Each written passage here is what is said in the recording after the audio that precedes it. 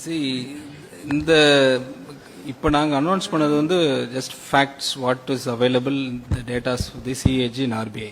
அந்த அடிப்படையில் தான் நாங்கள் 2021லேருந்து 25, 26 வரைக்கும் ப்ரீ ஆக்சுவல் வரைக்கும் அனௌன்ஸ் பண்ணிட்டோம்.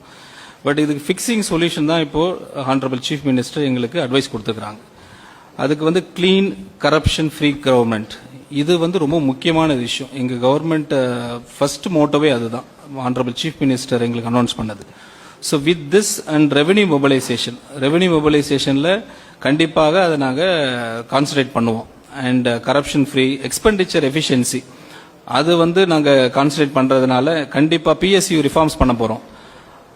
எங்களுக்கு கான்ஃபிடென்ட்டாக இருக்குது because the chief minister always says be confident சொல்லுவாங்க. அதனால we are very confident this is going to change. As what has happened in the last mandate given by the people of Tamil Nadu, definitely we feel that there is a huge change going to happen with one word, corruption free government and revenue mobilization and administrative efficiency. கண்டிப்பா அது நடக்கும்.